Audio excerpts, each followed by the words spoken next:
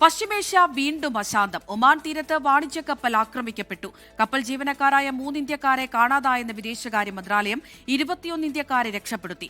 സെറ്റെ ബെല്ലോ വാണിജ്യ കപ്പലിന് നേരെയുണ്ടായ ആക്രമണത്തെ ഇന്ത്യ അപലപിച്ചു. ബൽറാം നെടുങ്ങാടിയുണ്ട് ഡൽഹിയിൽ നിന്ന് വിവരങ്ങൾ നൽകാറായി. ബൽറാം, ഇത് എപ്പോഴായിരുന്നു ഈ സംഭവം ഉണ്ടായത്? വാണിജ്യ കപ്പൽ ആക്രമിക്കപ്പെട്ടു എന്നാണല്ലോ പറയുന്നത്. എന്താണ് നമുക്ക് ലഭ്യമാകുന്ന വിവരങ്ങൾ?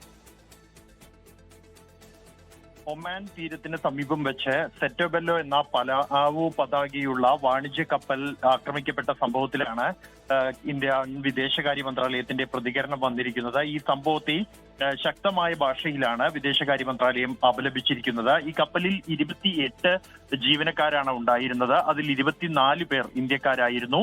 ഈ 24 ഇന്ത്യക്കാരിൽ 21 പേരെയും രക്ഷപ്പെടുത്തിയതായി വിദേശകാര്യ മന്ത്രാലയം അറിയിച്ചിട്ടുണ്ട്. 3 പേരെ ഇപ്പോൾ കാണാനില്ല എന്നും തെരച്ചിൽ പ്രവർത്തനങ്ങൾ പുരോഗമിക്കുന്നുണ്ട് എന്നുമാണ് വിദേശകാര്യ മന്ത്രാലയം അറിയിച്ചിരിക്കുന്നത്. ഒമാനിലെ എംബസി സ്ഥിതിഗതികൾ സൂക്ഷ്മമായി തന്നെ നിരീക്ഷിക്കുന്നുണ്ടെന്നും രക്ഷാപ്രവർത്തനത്തിൽ ഒമാൻ അധികൃതരുമായി ഏകോപിപ്പിച്ച് ഇന്ത്യൻ എംബസി പ്രവർത്തിക്കുന്നുണ്ട് എന്നും വിദേശകാര്യ മന്ത്രാലയം വ്യക്തമാക്കിയിട്ടുണ്ട്. കൂടാതെ ഈ മേഖലയിൽ കപ്പലുകൾക്ക് നേരെയുണ്ടായ ആക്രമണങ്ങൾ തുടരുന്നത് ആശങ്കാജനകമാണെന്നും വാണിജ്യ കപ്പലുകൾക്കും സിവിലിയൻ അടിസ്ഥാന സൗകര്യങ്ങൾക്കും ഇത്തരത്തിൽ ലക്ഷ്യമിടുന്നത് അവസാനിപ്പിക്കേണ്ടതാണ് എന്നും സ്വതന്ത്രവും തടസ്സമില്ലാത്തതുമായ നാവിഗേഷനും വ്യാപാരവും എത്രയും വേഗം പുനഃസ്ഥാപിക്കണം. അതിനായി നയതന്ത്ര ചർച്ചയിലൂടെ സമാധാനവും സ്ഥിരതയും തിരികെ കൊണ്ടുവരണമെന്നും സംഘർഷം എത്രയും വേഗം അവസാനിപ്പിക്കണം എന്നുമാണ് ഈ വിഷയത്തിൽ വിദേശകാര്യ മന്ത്രാലയത്തിന്റെ പ്രസ്താവനയിൽ വ്യക്തമാക്കുന്നത്. അമൃത.